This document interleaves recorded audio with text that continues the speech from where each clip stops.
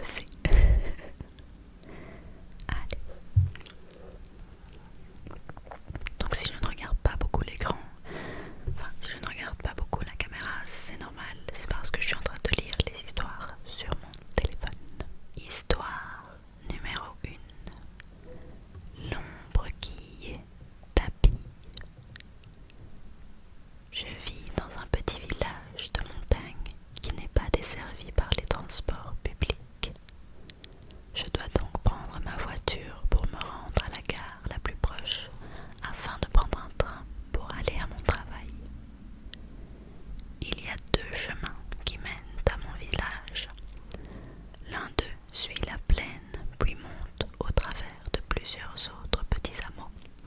Il est plus long, mais éclairé, et suffisamment large pour croiser deux voitures. L'autre traverse une forêt, est étroit et n'est pas éclairé du tout, mais il est plus rapide.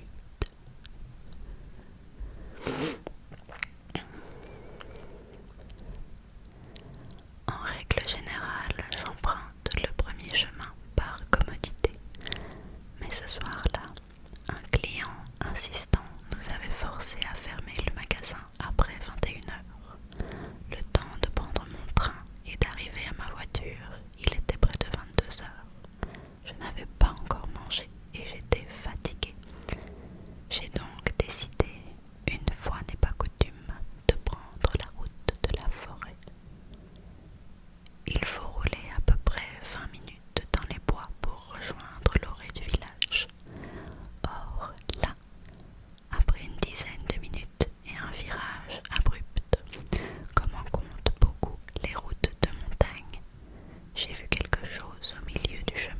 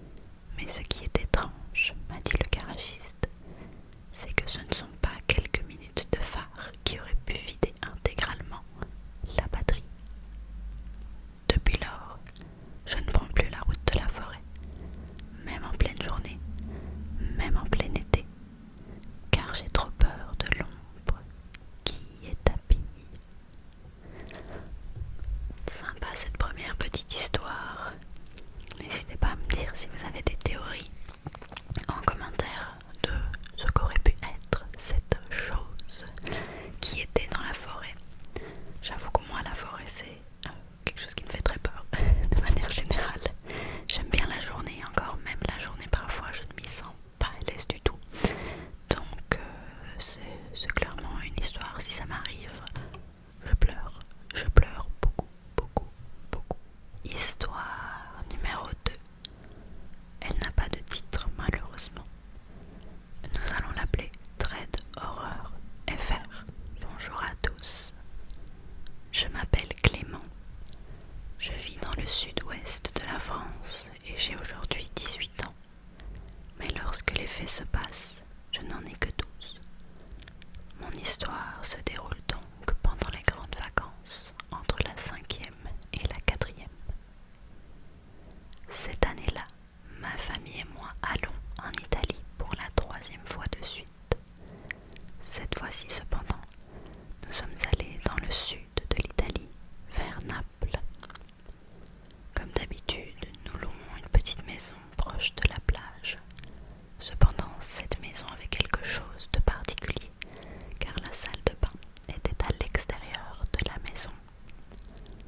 À part ça, tout va bien, la maison est propre, rien d'anormal. Durant ces vacances, comme toutes les autres vacances, je dors dans la même chambre que mes 2 sœurs, qui sont plus âgées, afin de payer moins cher la location en ne payant que 2 chambres. Et donc, mis à part le bémol de la salle de bain, il n'y a aucun souci.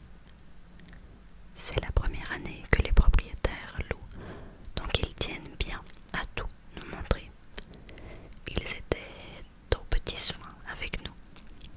En partant, les propriétaires nous donnent les dernières consignes, dont une qui était de bien fermer les volets à clé, car il y aurait eu dans le passé des tentatives d'intrusion par le passé de la part de migrants nombreux dans ce coin.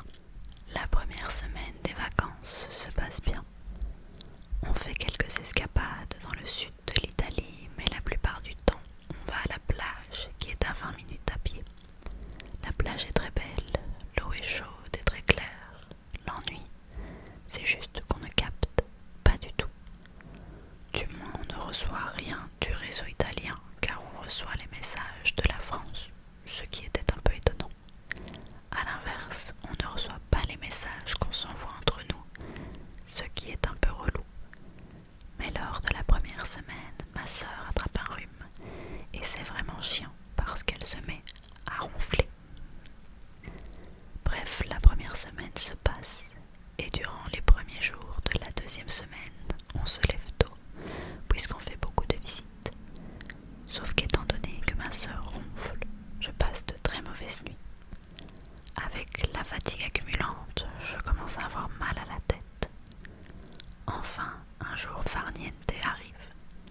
Le matin, on va à la plage, mais l'après-midi, étant donné mon état de fatigue, je décide de rester à la maison pour me reposer. Ma famille part et je reste seule à la maison.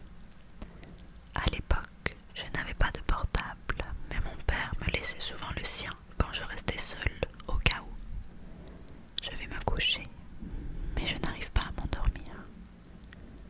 Je décide de me lever et je commence à jouer au portable. 10 minutes plus tard, quelqu'un sonne. Je suis surpris, mais je me dis que c'était un voisin qui n'était sûrement pas au courant que les propriétaires avaient loué. On ressonne une 2e fois, mais je suis sur mon jeu, donc balèque. Et puis c'est sûr que c'est pas pour nous, vu qu'on est là que 2 semaines. Juste après, j'entends un bruit métallique, mais je n'y prête pas attention, pensant que ça venait de chez le voisin. Un peu plus tard, je décide d'aller aux toilettes. Je pisse debout et soudain, en descendant ma tête pour prendre du PQ, j'aperçois entre les barreaux du volet fermé un homme, la tête penchée et la langue pendue. J'ai de suite un haut le cœur, mais je ne fais pas de bruit. Il reste fixe. Je me dis alors qu'avec le contraste de la luminosité entre l'extérieur et l'intérieur, il n'a pas pu me voir. Je me dis directement que cet homme est fou au premier sens du terme. Je me réfugie dans la chambre et je prends le téléphone et un couteau. Paniquée, j'appelle mes parents, mes sœurs, pour faire croire à cet homme qu'il y a de la présence à l'intérieur, plus qu'un enfant de 12 ans. Mais personne ne répond. La panique monte de plus en plus, car d'un moment à l'autre, le fou peut rentrer dans la maison. Je décide donc d'envoyer un message à tous les derniers contacts de mon père, me disant qu'ils vont répondre rapidement, et j'envoie ce message. Dites à mes parents qu'il y a un fou à la maison, s'il vous plaît. Il faut qu'ils viennent rapidement. Je finis d'envoyer un 5e message quand tout à coup, l'homme tente de rentrer par la seule fenêtre du salon où les volets n'étaient pas fermés. Je vois l'homme distinctement. Il est chauve, blanc, plus fin et moyennement grand. Je sais que je n'ai que quelques secondes pour agir avant qu'il soit à l'intérieur de la maison. Et je sais aussi que face à lui, je ne ferai pas le poids. C'est pourquoi je prends mon courage à deux mains. Je prends le couteau, j'essaie de paraître plus imposant que je ne le suis et je crie de toutes mes forces et frappant contre la fenêtre. Surpris, il s'éloigne. Je reste dans le salon et je crie de toutes mes forces alors que je suis en larmes. Mais un autre problème se pose. Je ne sais pas si cet homme est un taré mental et surtout, je ne sais pas où il est, car le jardin est plutôt grand. J'attends dans le salon, le couteau à la main, et je n'entends plus rien. Mais chaque petit bruit me remet un stress monumental. J'hésite alors entre appeler au secours de toutes mes forces ou alors d'écouter si l'homme est toujours là. Et je fais le choix d'appeler à l'aide dans toutes les langues possibles, mais aucune réponse des voisins. En même temps, je profite pour insulter ce mec. Passe alors la demi-heure la plus longue de ma vie, sans aucune nouvelle de l'extérieur, sans nouvelle de cet homme, rien. Et enfin, un appel de ma mère. Ça capte mal, mais je l'entends dire que mon père et une de mes sœurs arrivent en courant. Je reste au téléphone avec elle, elle me calme comme elle peut. J'attends encore 10 grosses minutes et à nouveau, je réentends des bruits de pas et à nouveau ce bruit métallique. Je ne sais pas si c'est l'homme ou ma famille. Je suis terrorisée. La porte s'ouvre et je vois mon père. Je m'effondre dans ses bras en pleurant, sain et sauf. Au final, on a fait le tour du jardin et il n'y avait plus personne. Le bruit métallique que j'entendais était au final là, par où passait l'homme pour arriver dans le jardin. C'était une cuve de fioul pour le gaz qui a été déformée par le poids du gars. Les propriétaires sont arrivés le lendemain en catastrophe et je leur ai décrit comment l'homme était. Au final, on pense que c'était un cambrioleur car on a retrouvé un tournevis chez le voisin.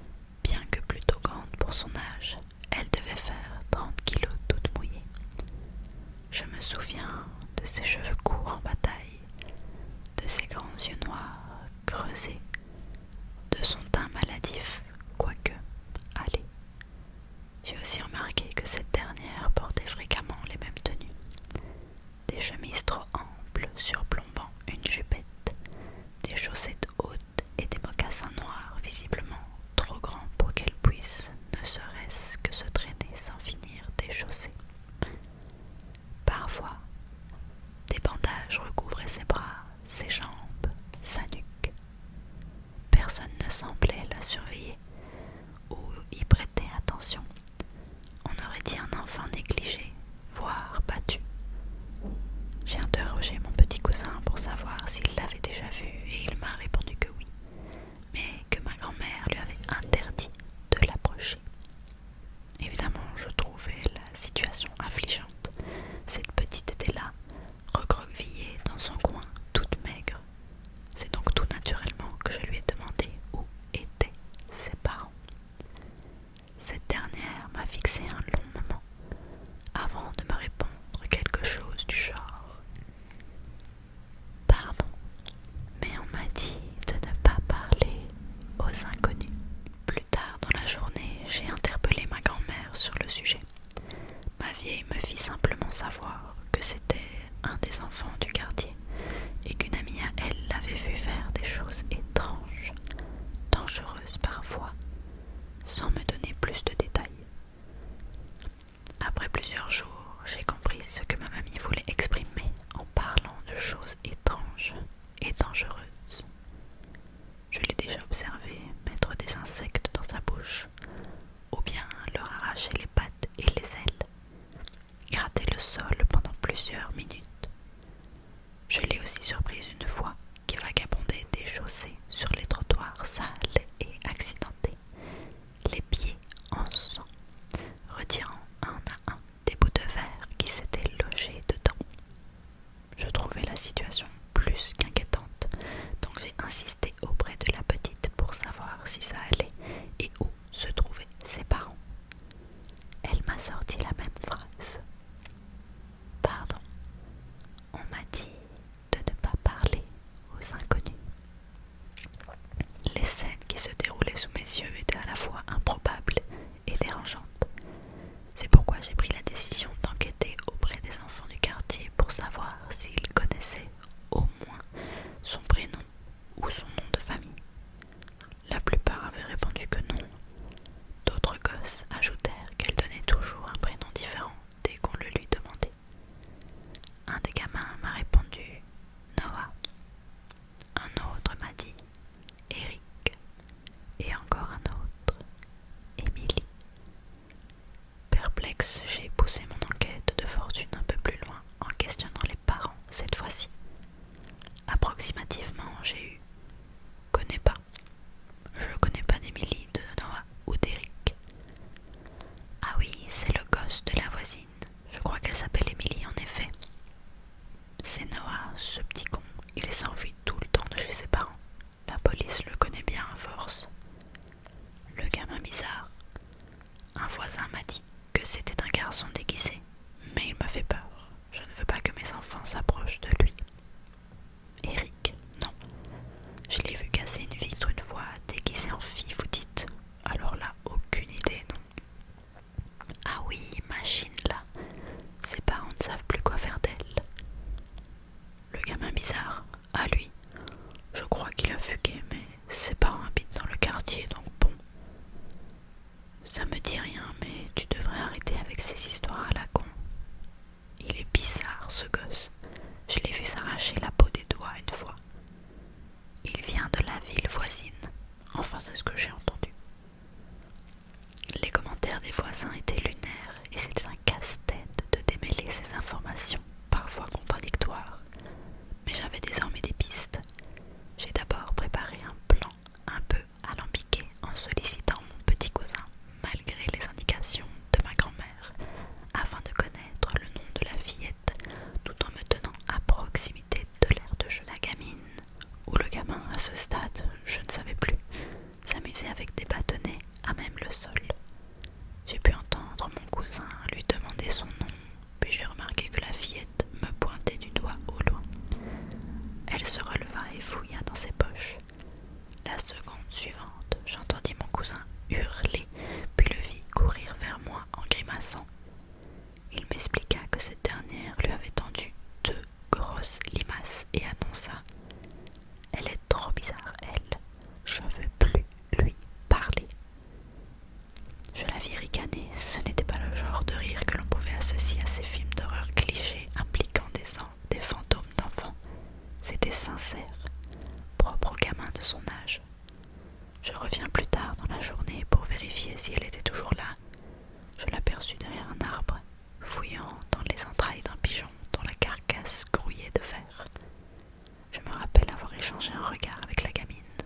on s'est fixé de longues secondes.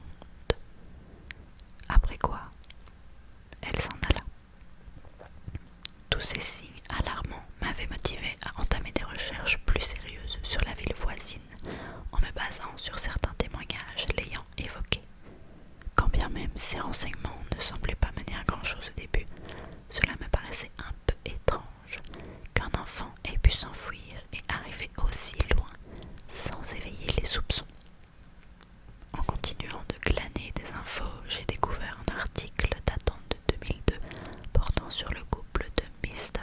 et Monsieur et Madame Huet. Prenant la parole 6 mois après la disparition de leur enfant, Eric, alors âgé de 12 ans. Il fut le dernier gamin disparu recensé cette année-là avec les jeunes Noah, Émilie et Étienne, âgés respectivement de 9, 12 et 14 ans.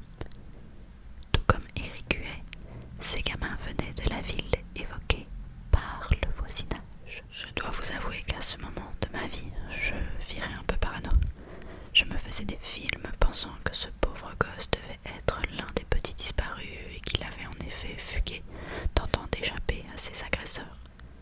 J'ai voulu alerter la police, mais j'avais besoin de preuves au risque que mon témoignage ne soit pas considéré.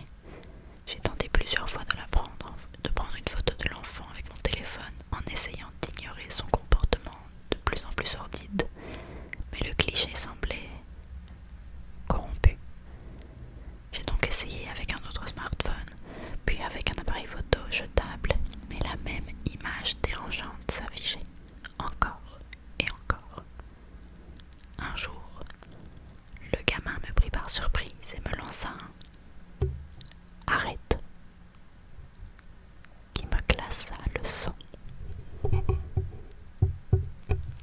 Ne pouvant pas apporter de preuves aux autorités locales, au risque qu'on me prenne pour un dégénéré en montant des photographies étranges, j'interrogeai les habitants du quartier pour savoir si la famille Huet habitait éventuellement les environs.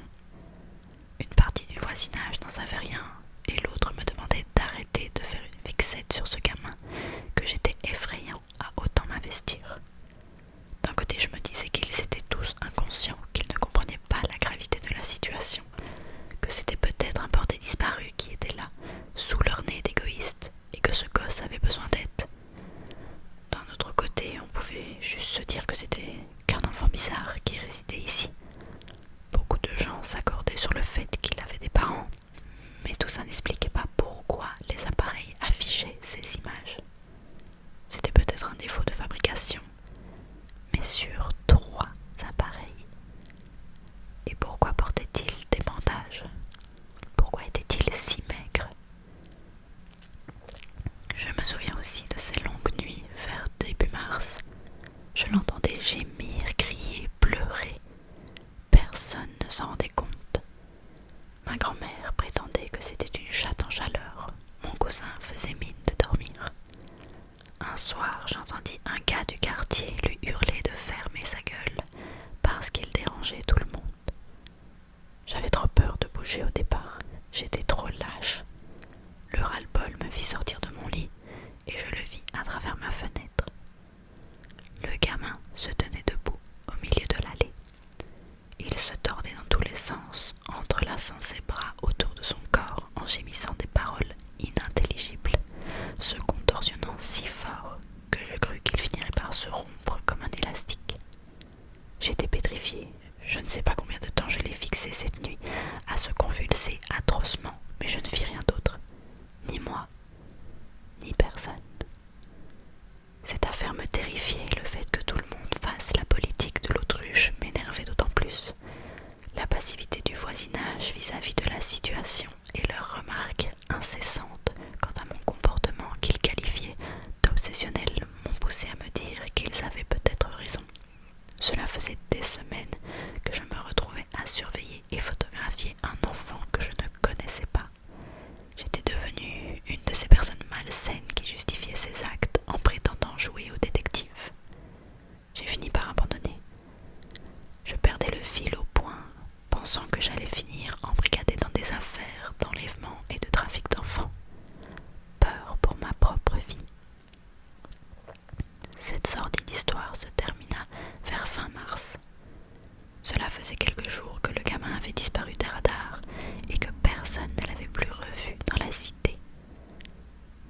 Après ce laps de temps, un randonneur découvrit un cadavre de fillette dans un bois pas si loin.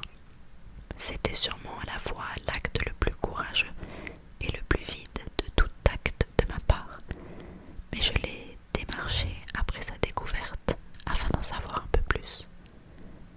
Il m'a expliqué que l'odeur l'interpella et que bien qu'il pensait avoir vu plus graphique dans des films, il n'a pas pu s'empêcher de vomir en découvrant le corps.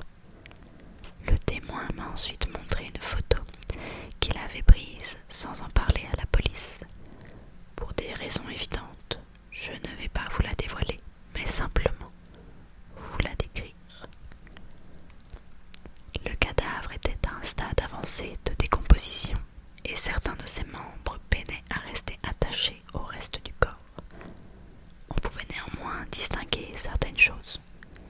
L'enfant portait une jupe dégradée par le temps, ainsi qu'une chemise ouverte, et bien que rongée par la moisissure, on pouvait cerner sur le crâne de la victime des cheveux noirs, mi-longs, ce qui restera jamais gravé dans mon esprit, vu la vision de sa face, tellement fracassée que l'on ne pouvait distinguer qu'une sorte de creux plein de bouillie organique dans laquelle grouillaient des vers et des insectes, là où le visage aurait dû se trouver.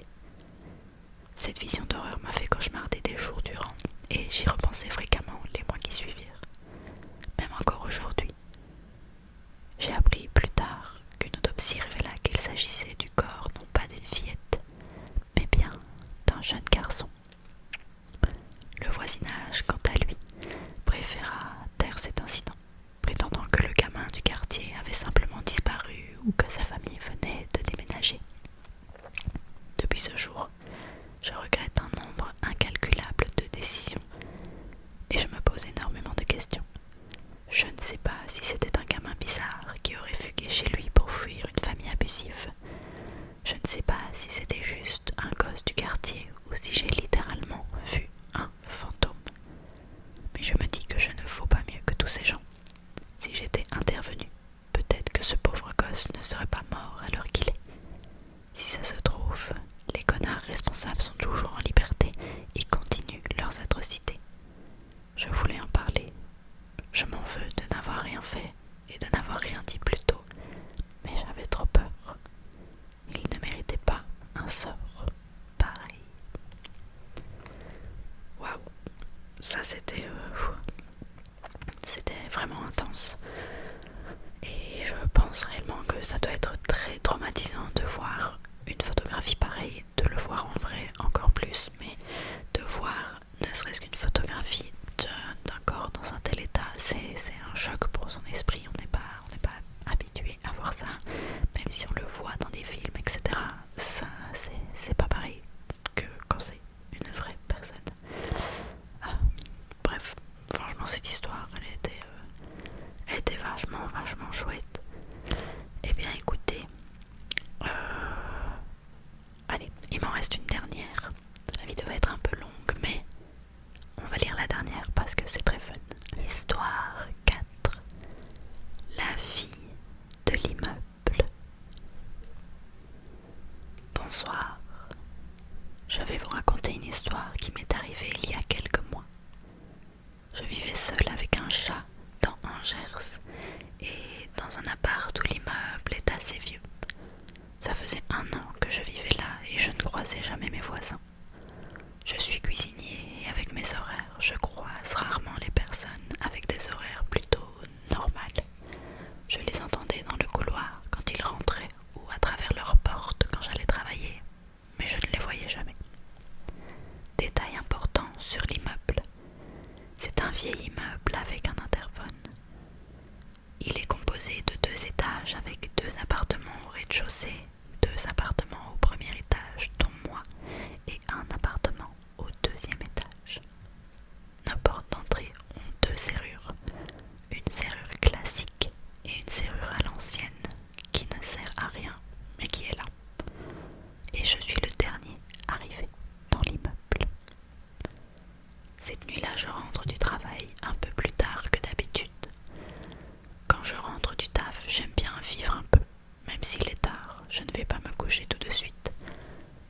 regarde des vidéos, je joue aux jeux vidéo, etc. Donc ce soir-là, la même chose, mais vu que je suis plutôt fatiguée, je regarde juste une vidéo, la douche et au lit. Je suis dans mon lit et à 1 heure du matin, j'entends qu'on frappe à ma porte. Et je me dis, attends, je rêve ou pas? Et clairement, je ne rêvais pas. Puis je me dis, si c'est la voisine parce que je fais trop de bruit avec ma vidéo, tant pis, elle reviendra demain. Oui, elle m'avait déjà laissé un mot parce que ma télé était trop forte le soir. Bref, clairement je ne voulais pas ouvrir, il est 1 heure du matin, je suis calée dans le lit. Je ne bouge pas, mais j'ai un mauvais pressentiment. Je n'ai pas entendu de pas s'éloigner ou de pas dans les escaliers, alors que j'avais bien fait gaffe à voir si elle partait. 5 minutes plus tard, le mauvais feeling est encore là et je décide donc de me lever pour aller voir. Je me lève tout doucement et je n'allume aucune lumière. Je ne veux faire aucun bruit. Je m'apporte, je me rapproche de ma porte d'entrée qui est éclairée par les lumières de la ville car il y a une fenêtre dans cette entrée. Quand j'arrive à l'entrée, je marque 2 choses. J'avais oublié de fermer ma porte à clé. J'aperçois un œil regarder à travers l'ancienne serrure. Du coup, je me précipite sur la porte et je l'ouvre, et demandant assez fort ce que la personne faisait là, je vois une adolescente avec les cheveux noirs, un t-shirt trop grand pour elle et des baskets classiques. Elle ne me répond pas. Elle a l'air effrayée. Elle ne décroche pas un mot et elle repart en marche arrière tout en étant toujours effrayée. À ce moment-là, j'étais dans un sentiment étrange. J'étais semi-effrayée, semi-énervée et je ne pense pas une seconde à lui demander si elle avait besoin d'aide.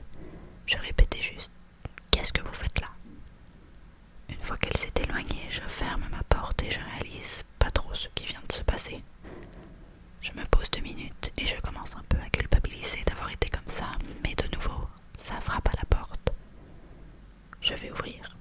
Je me dis que c'est peut-être un autre voisin qui a entendu quelque chose ou qui a vu la même chose que moi. Et sur le palier, la même jeune fille, moins apeurée, qui me regarde de haut en bas.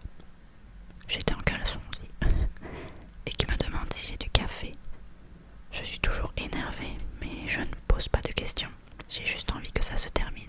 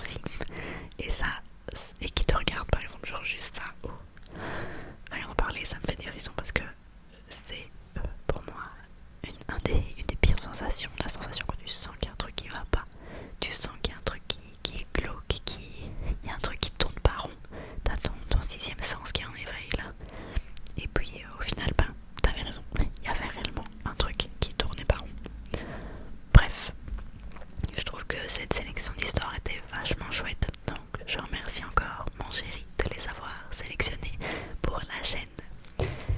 C'est la première fois qu'on fait des lectures comme ça d'histoires sur Reddit, donc pourquoi pas, on pourrait en refaire. Je trouve ça assez sympathique, donc n'hésite pas à me dire en commentaire ce que tu as pensé de cette vidéo. Si tu l'as regardé jusqu'ici, je te remercie très très très fort. C'est incroyable parce que la vidéo est super longue. Alors si c'est le cas, je t'invite à commenter cet emoji, l'emoji qui est juste là, juste là, juste là, comme ça je pourrais y répondre avec grand plaisir. N'oublie pas aussi de me dire en commentaire quelle histoire tu as préférée et si tu voudrais voir d'autres vidéos comme celle-ci. Allez, je te remercie encore très très très très fort. N'oublie pas de t'abonner, de laisser un pouce bleu et un commentaire pour ne rater aucune vidéo de la Halloween. Et salut!